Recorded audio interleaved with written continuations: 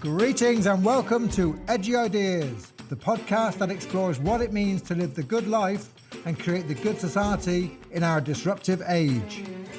My name is Simon Western, and I will be talking to invited guests about diverse topics, exploring social conscious and unconscious dynamics and desires.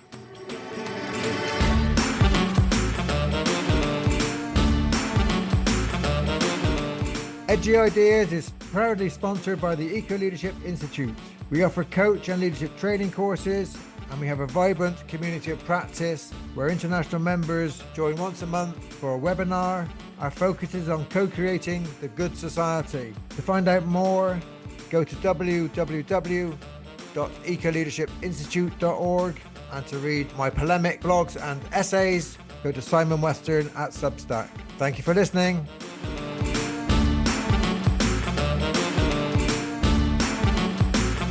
Welcome everybody to this edition of Edgy Ideas podcast. Today I have two special guests, an old friend and colleague, Professor Jonathan Gosling, and welcome to Dr. Stephanie Jones.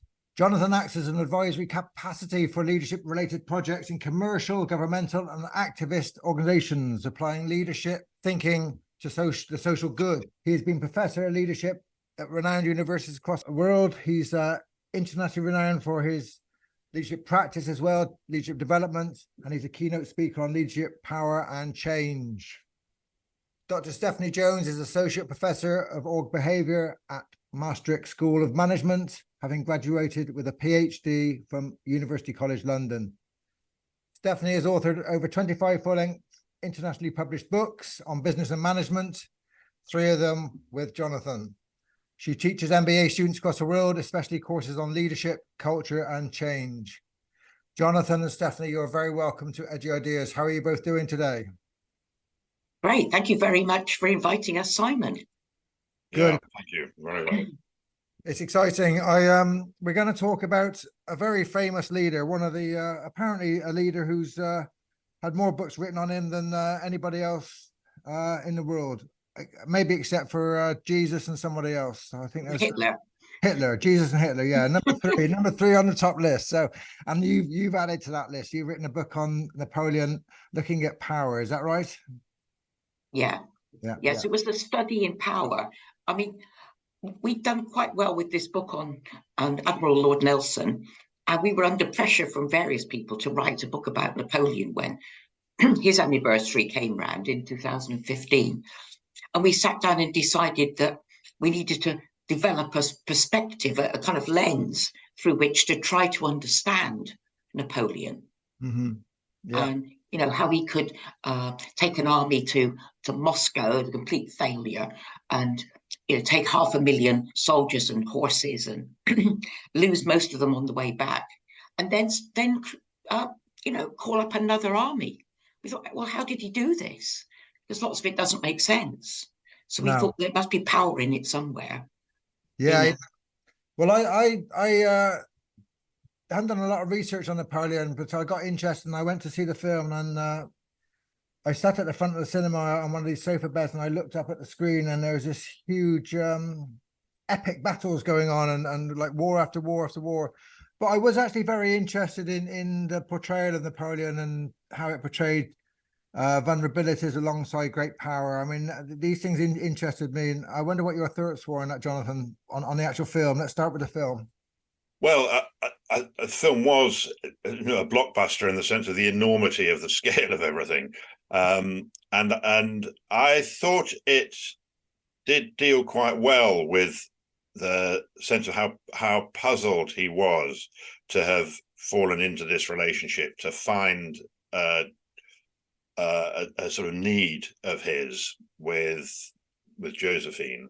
And I think that aspect of it was probably quite close to at least how I've come to understand him. And although the film I thought gave us no sense of the passion, and I couldn't really understand why the interdependency between them turned out so strong. It didn't give me an understanding of that looking at the movie, but I think there was that in real life, and you know, the fact that there was a kind of tight-knit connection that was very hard for either of them to untangle, was probably quite right. It's said that he used to, at times of high stress, not necessarily not military stress, but administrative load and exhaustion, and when he was really sort of struggling to maintain this enormous and manage this enormous empire across Europe, he used to kind of sort of cuddle up into her lap and hide himself and his and sort of and yes, and I think this sort of strange noise he used to make in the movie, he was shown making in the movie, was quite accurate in that he apparently she used to coo at him like a mother hen or something. Yeah. So turning to your book, let's say something about this power. I mean, it was the enormity of the power and the choice of becoming an emperor. I mean, what was going on for not just Napoleon, because there's never a lead. A leader is always part of a social context, isn't it? And I thought the film did quite a nice job just by starting it kind of with the revolution and just kind of pointing to the turmoil. I thought that was interesting. Just to share your reflections on kind of what was going on around power and Nelson and the context. Well, for me, you mentioned vulnerabilities. I mean, Napoleon's great hang-up, there's nothing to do with the Napoleon complex being short. I mean, that's a propaganda from the Brits. But it was like being a Corsican, being a peasant, not being an aristocrat. And he desperately wanted to join the club of the crowned heads of Europe and be accepted by them. And he never was, not even by his father-in-law, the Austrian emperor. And everybody deserting him at his moment of need. And he thought he'd started to build ways to reduce that vulnerability. But actually, at the end, he hadn't. He was a hero to zero. Yeah. There's something about I mean, I really like the portrayal of him, and I don't know how accurate or inaccurate it was, but I actually thought it was a good study of someone with immense power and immense kind of fragility, and two things actually feeding each other. Yeah, he had a strange sort of start in life. His mother, when she was pregnant with him, was part of a band of resistance fighters against the Genoese occupation of Corsica, and she had a toddler and was pregnant, and they were living in the hills and fighting a sort of partisan struggle. And at some point, the Genoese asked for help, and then gave, or were obliged to give, over this occupation to the French, who came with much more organization and energy. And at that point, the partisans were defeated, or recognized that it was a losing battle. And I think his mother, reckoned, I've had enough of this, living up in the hills with a toddler and then being pregnant, expecting another. And they kind of made their peace with the French occupation, while many of their pals took an amnesty and were sailed off and actually took refuge in Britain. In those early years, he, as a freedom fighter, independence fighter, who had decided to come to some arrangement, an accommodation with the new occupiers, I guess they were, as a family, they were in a sort of in-between zone. Many people would have seen them as collaborators with an occupying force, and they were, in a way, and they in fact came to benefit. I don't know if he experienced it as a benefit, but he was sponsored by the incoming governor as a 9-year-old boy to go off to boarding school in France, in a language he didn't really know, and very much on his own. And it was in that boarding school, really, that he became began to identify with, he had to identify as French and with the French struggle. But he started off in this very sort of marginal world. Yeah. You write in your book, you mention charisma quite a lot about charisma, and clearly he had something. In the film, it didn't really show what that charisma was. It showed kind of the immense power and kind of what he, these huge kind of armies he managed to get up, and his popularity amongst some of the French. But I didn't get a clear sense of kind of what this charisma was. Do you have any thoughts on that? Yeah, it didn't come over in the movie. It was a bit disappointing. At the moment when the troops are sent to stop his advance on Paris, when he comes back from Elba, and they're supposed to shoot him or arrest him and all, and he convinces them to, no, why would you wouldn't kill your emperor? It wasn't totally convincing. But at the time, he was able to do this, especially with the relationships he built with many of the soldiers and his rousing speeches. We didn't really get a sense of that in the movie. No. Because I write on, my themes of leadership, one of them being Messiah leadership, and clearly he'd fit into that Messiah controller bracket. He was, I mean, that's kind of how he led. But what that actually means in practice is quite interesting, and how we see echoes of that in contemporary life. I'm interested in how charisma is utilized today in organizations and in politics. I wonder if you have any thoughts on links.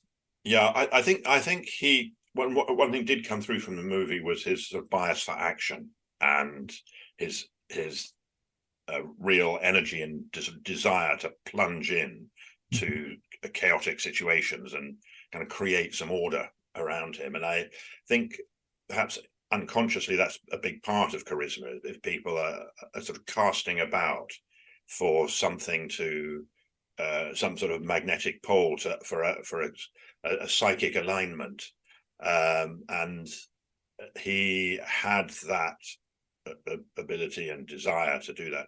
But also he was very careful to manufacture the elements, as it were, of charisma, including his own imagery. We did see in the movie the painter David being sort of commissioned to make these dramatic representations of the scenes he was in, and make them, in some ways, referring to classical heroic figures and poses and so on, like he's on this this rearing horse about to conquer the Alps, which was so different. In reality, he was dragged over there on a mule. So it was, and I guess that sense of that, and of course manipulating the media, and we saw in the movie how upset he was by the British media, which took him down, as it were, as they still do in the tabloid press with anybody who comes up like that. But he really got to control the French media very directly in the latter parts of his career.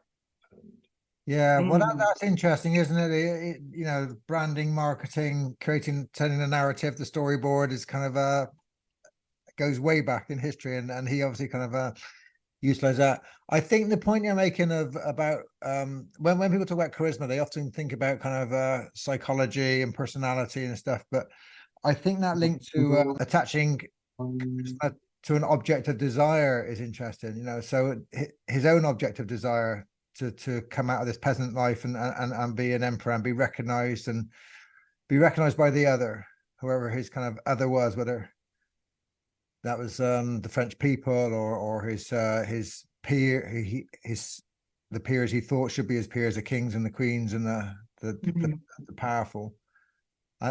Yes. There were these in the movie. It was there, and it's definitely the case in his life that he wanted very much to be recognized as an emperor by other emperors, and who he felt his equals ought to have been Alexander of Russia and Francis of Austria-Hungary.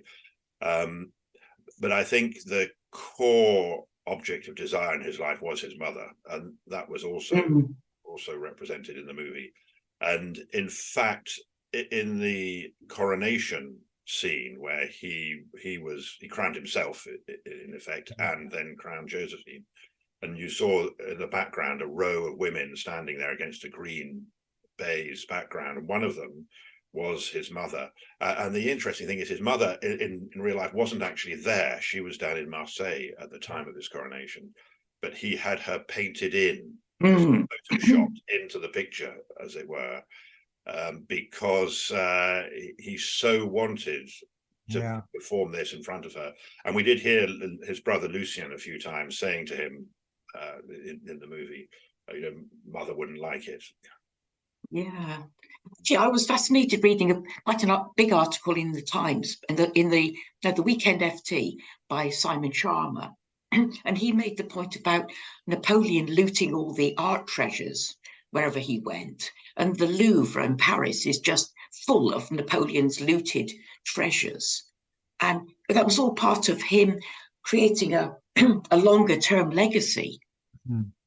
And he commissioned pictures, not just David, but that one in Jaffa with fever and an epidemic going on.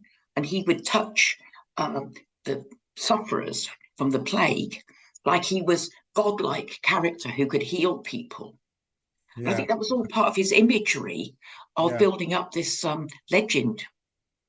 Yeah.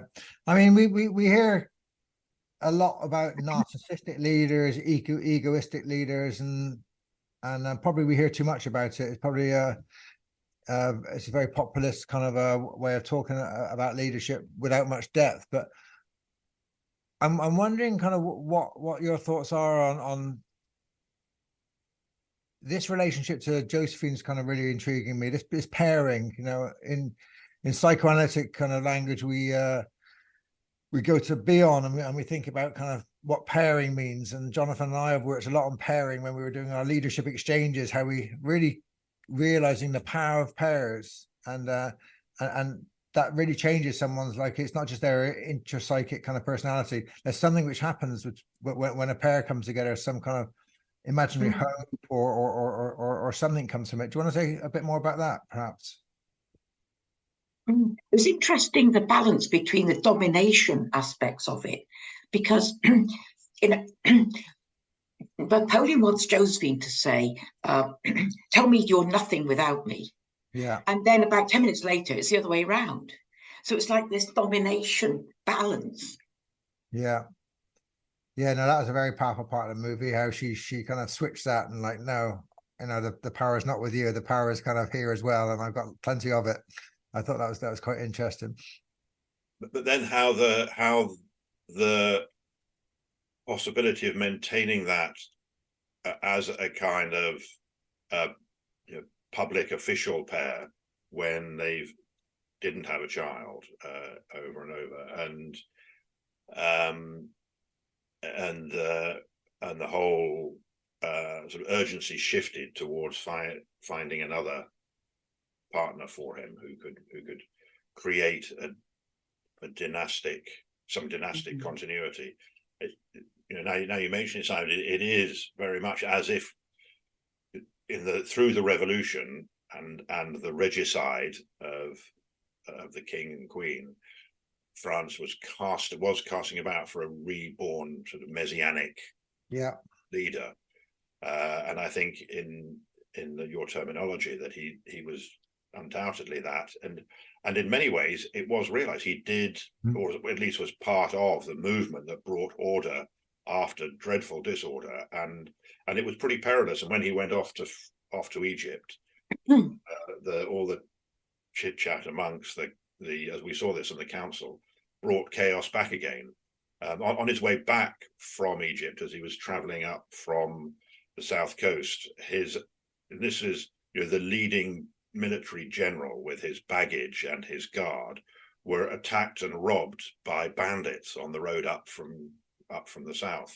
Yeah. There was a real breakdown in law and order across metropolitan France, and he was the person at least there were many others who wanted him. He was the person who made it happen, and I think in that sense he embodied perhaps the messianic leader. After a while, that messianic energy to unite, bring together the whole of Europe and beyond, was just so totally unrealistic and unrecognizing the other drives and urges and identities possible. And then the pairing pushed upon him with when he was really sort of made to go and look for someone else. Yeah, I was thinking about, why was it that he wasn't sustainable? But in a way, the cult of Napoleon has never really gone. And the French people still say, well, France was great then in the time of Napoleon. And I went to Ajaccio in Corsica. There's a huge museum about Napoleon at his birthplace. But it was completely hijacked by Napoleon III in taking over this cult of Napoleon at the same reason almost, because you had the collapse again in France, you had the war against Germany, Franco-Prussian War, you had the Paris Commune, and you had a kind of Napoleonic scene again. And then you had this brief emergence of Napoleon III. So it's like that dynasty reappeared, and who knows, may reappear again at a time of chaos, because they still hold a candle to Napoleon in France. Yeah, and it's not just in France, is it? This pattern happens. I mean, you can't help but think of Putin when you talk about a chaotic situation. The country was in a real mess, people craving for stability, and Putin actually did quite a good job in providing that stability. And then you get kind of the building of the empire, the looking beyond, and in many other places. And the sort of strange interweaving of that, how the French, the post-revolutionary France became woven back into European establishment, and in many ways has led Europe, and the revolution that he in some ways rescued, in some ways destroyed, remains the sort of model of the post, I suppose modernist revolution and the modernist republic. The United States is built on that, and on many of the thoughts and the ideas, and many of the people, in fact, went into the founding of the USA after that. So the power of the Marseillaise, that's the national anthem. It's quite beyond many other anthems. Yes. Yeah. Mm-hmm. Yeah. So in the book, rather than simply sort of tell the story of Napoleon, what we tried to do was to look at what were the tactics of power that he exercised in order to get and hold this power, and can we come to understand him through his tactics and the way he embodied and practiced those tactics. And we identified a number of those, including his patronage and inheritance and use of fear and manipulation of the press and of multiple parties and so on.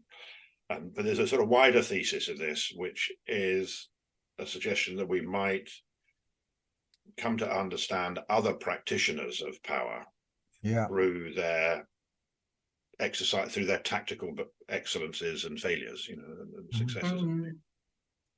And there's a kind of pattern of half of the power tactics are getting power to start with, and then the other four are hanging on to that power that you've got. And there's this turning point, this pivot, when you go between the two. And that probably happens to a lot of other leaders as well. They start off being sort of somehow positive or nurturing, or they're exciting and bringing stability. Yeah, I'm thinking of Steve Jobs at the moment, and thinking about Steve Jobs. On the face of it, he's not the charisma kind of doesn't just, he's not a loud extrovert brilliant speaker. Like that's not the kind of charisma he had. His attachment to kind of an object of desire, and like his focus on getting things done, and being absolutely focused to kind of create something which is different, which was kind of unique. That made him leap ahead of the field, didn't it? It's kind of that real desire to kind of create something, and the capacity to have tactics to make it happen as well. Yes, yes, and I think in that, in the startup and the rebirth of Apple, there was also a powerful meritocracy at work, where people were given authority and resources, really on the basis of their ability proven almost day by day. You know, as things went by, and the old hierarchies around seniority and all those things. I mean, if you compare that with IBM at the time, which was a classic hierarchy organization, and the sort of Apple culture was so, it probably still is in some ways, at least the public image is based around that. Yeah. Yeah. And that that great advert they did on the for the Super Bowl, when they very famous advert, people should look it up. They spent all their marketing budget like on one advert, and it was about kind of a revolution, basically. This is a kind of a revolution against the existing order. And I thought, you know, yeah, that was in his mind. This is what we're doing. This is the object of desire. We're not just building a computer. It's like something else we're doing. Yeah, I met the headhunter who moved John Scully from Pepsi to Apple, because I did a lot of research about recruitment and headhunting and worked in that field. And this chap said to Scully, "Do you want to spend the rest of your life selling sugared water, or do you want a chance to change the world?" Yeah, yeah. It's very appealing. Yeah. There's this issue around people often talk about the leaders, but there's this saying, we get the leaders we deserve. And that was Alistair Mant, wasn't it? I'm just again thinking about kind of what throws up leaders at different times, and kind of what, you know, what can we think about in organizations around, rather than just thinking about kind of a leader with a psychological bent for doing stuff. Can we kind of think about the context which leaders emerge within? Well, definitely the revolution in France. There's an idea that the revolutions eat their children. Yeah. But I'm thinking about organizational, you know, there's a lot of thought about organizational culture and kind of what you know, what creates the spaces for the kind of leadership which is not tyrannical, not messianic. What can we learn from Napoleon, like the lessons which we don't want to kind of follow? We can create other spaces for another kind of leadership to emerge. Yes, I think the revolution was, in some ways, a time of fervent experimentation in many different kinds of leading, and people taking their own authority and being amazed by how effective that could be, and getting organized and uniting with others and having a fabulous time recreating the new kinds of ways of making decisions, new laws, abandoning old laws, and so on. And then, of course, spilling more and more. What about justice? Let's have a go at that. And of course, the terror emerged as something which then became, once the sort of urges and desires to put right any small wrong, and to abandon any kind of formalized bureaucratic procedures of justice, when simply, you know, a kind of urge to revenge or to punish a slight of some kind, you know, became an almost unanswerable. I mean, maybe there are some parallels with the more extreme ends of identity politics these days, that you know, a slight on one's identity or one's choices in life, or one's sort of belonging, one's membership, any of these kind of things is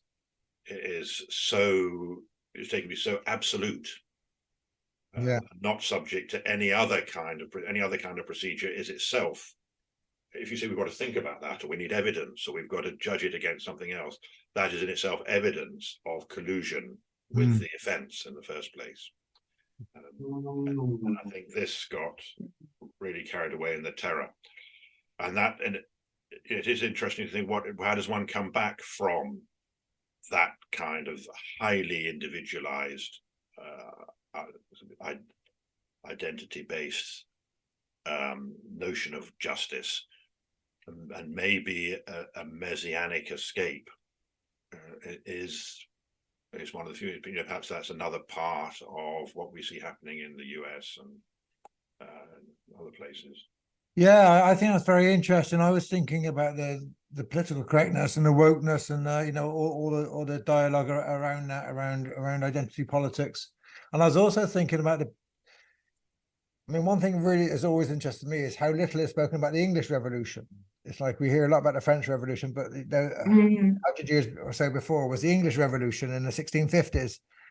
And again, it was like a time of radical chaos. There was radical egalitarian thoughts. People could read for the first time. There's the printing press made the Bible accessible and pamphlets accessible, and you had the Quakers and the Levelers and all these kind of small groups striving for to kind of create the kingdom on earth and to create equality and egalitarian idealistic.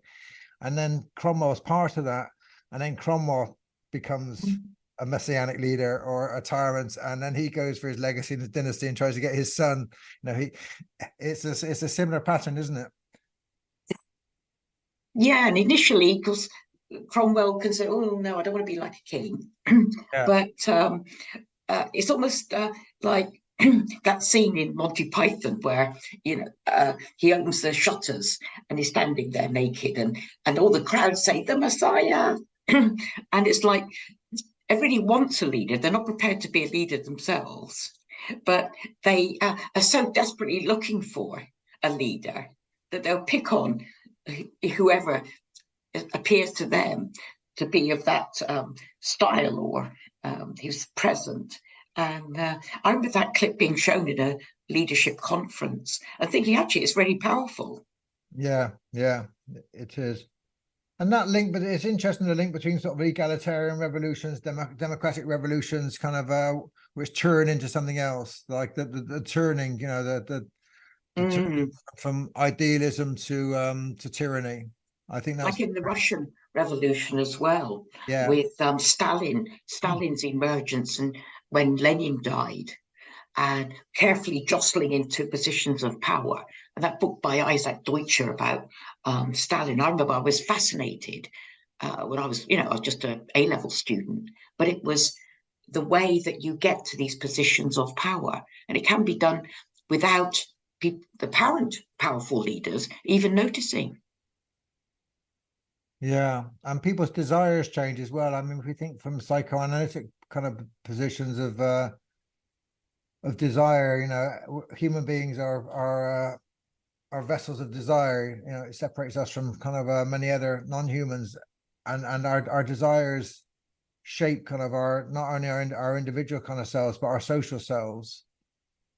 And a question I ask in my coaching and consulting work at the moment is kind of, what is your desire? Because it seems to me that our desires are dissipated, or we try and hack them and shortcut them, and we don't ponder enough on what is our desires. And if we don't do that, then something else happens. Something else a shadow can come up and usurp us. We can find our desires taken over by something else. Yes, I think that probably is a point that came across very well in that Napoleon film. His desires, over time, he really did have the nerve to sort of carry it through to act on those desires. There's a point. One of the things that said in that very first opening scene where he's fighting he comes to reorganize the siege at Toulon, and says, "Come on, we can take this fortress," and goes for it. And he writes in his own letters at that time that that his desire for action to really feel the blade of the sword, in a sense, was a sort of physical driving desire of his to be in the thick of it. And that you saw that repeated throughout the movie, and then in the coup d'etat scene, which I think also was very powerfully done, actually, and quite well represented, how probably accurate, how he'd gone in, and his brother, who was a council member, was trying to chair the session, and he came in and tried to speak to them and say, come on, let's get organized around here, and they simply mobbed him and attacked him as they thought, they weren't wrong, actually, that he was part of a kind of military conspiracy of some sort. But he when having been beaten up and kicked out and brushed down by his brother, who was there with the police, said, right, let's go for it, and went in with the army. And I think it wasn't planned to be like that, but in the chaos of that moment, he could see somehow through all that chaos a path to action. And it could, so many times these things could have gone wrong. He could have got hurt, but he just wanted it and he went for it. Yeah, interesting. What other lessons did you draw from Napoleon in your book? I know you kind of listed a few things of lessons around leadership and power. What other aspects have you thought about? Well, one bit that comes across very clearly in his career, and to some extent in the book, is how when he became emperor, he put this out to the public vote, and in so doing, sort of bypassed all the chattering classes and the military hierarchy and the diplomatic corps and anybody else who thought they might have some right to decide on the constitution and how we would arrange things, and simply took it to the popular vote. And this populist move was, for him, hugely successful, disastrous for France, and for people, absolutely disastrous, but successful for him. And of course, we've seen that happen so many times since then, and of course, we're living in a time of rising populism ourselves. And I think, looking at Napoleon, I think the movie doesn't really give enough context to that, about what, again, a risky but tremendously energetic kind of move it was to say, right, we're going to do this in a different way. And of course, he manipulated the votes as best he could, and he was he had a whole lot of fake, but the fakes didn't change the outcome in terms of the electorate, fairly elected, I think. I was quite interested in this concept of patronage, whereby you rewarded your followers, but it didn't actually necessarily get you loyalty to continue fighting for you, because lots of the aristocracy had gone into exile or been guillotined, so a lot of Napoleon's officers were not necessarily from the social class that were officers before, but when they he gave them land, he gave them houses, he gave them money, but then they started to feel differently, and they wanted to sort of, keep their money and enjoy their houses and enjoy the social class, the new aspirations that they had and their wives had. So it actually had a reverse effect, because they actually just wanted a quiet life then and to enjoy the goodies, and Napoleon just wanted to go back to battle, back to war again. Yeah. So patronage is quite a difficult tool to manage, a difficult tactic. It doesn't always work for the longer term. No, and the question again of like charismatic leaders, messiah leaders. We hear a lot about their followers and they become disciples and become dependent. But that can be quite fragile as well. Like Napoleon's personality, the followership can also be a fragile thing, can't it? Yeah, and this was another really of his tactics, was recognizing people's constantly changing positions as followers of him or of other factions. And we call this a tactic of manipulation, and some of it is divide and rule, very definitely, and some of it is what you would call, Simon, in your leadership modes, would be control. He really recognized, okay, let's get control of the press, let's get control of local government, the revolution already removed the church officially, and he sort of re-established, first of all, church-like modes of local governance, and then reintegrated the church so that, well, for a number of reasons. One was to bring back a sense of order, a sense of loyalty and identity and things, but also to bring some as a sort of sanctity to his own position. Manipulate again this desire for almost suprahuman order, supernatural order, to justify himself. But one of the costs of this was that it became more and more evident to himself and others that he wasn't really leading for any particular principles. And we see that now,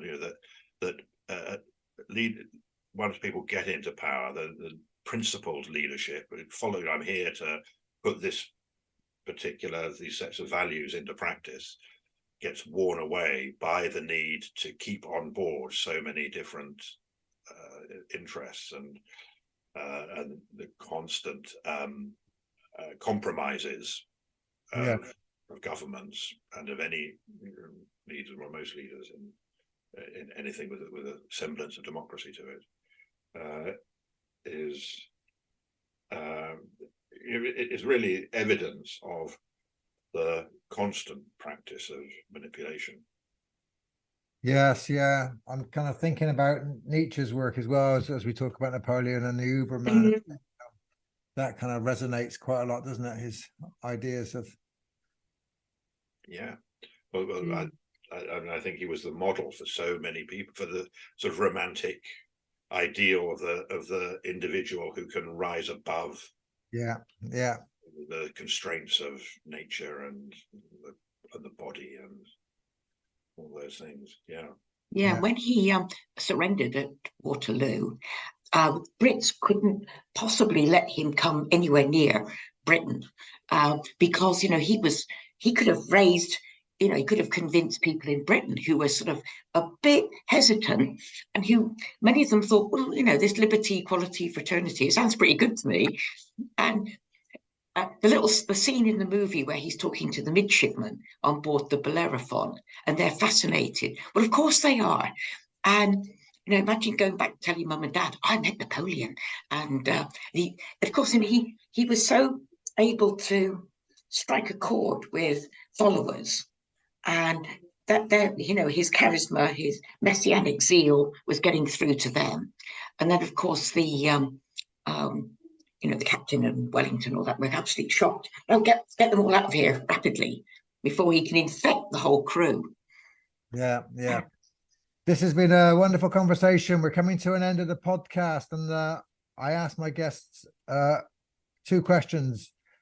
Thinking about your work on leadership and on Napoleon, any lessons to us about how we might live a good life or create a good society? Any thoughts? I think I'd like to mention Napoleon's or his administrative work as first consul, because that was powerful and it was overlooked in the movie. And the things like creating the Legion of Honor, which is still France's highest award. And this idea of striving for a recognized honor and being positive and looking for the best and having a legacy, which is one of the points that we talked about before. And nobody writes on their tombstone, I wish I'd spent longer at the office. It's achieving something which is recognized that you can work towards. Thanks, Stephanie. Any thoughts, Jonathan?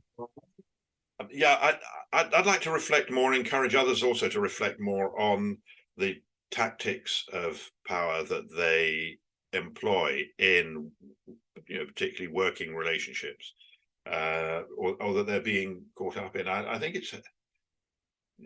rather than look at leaders as somehow extraordinary individuals or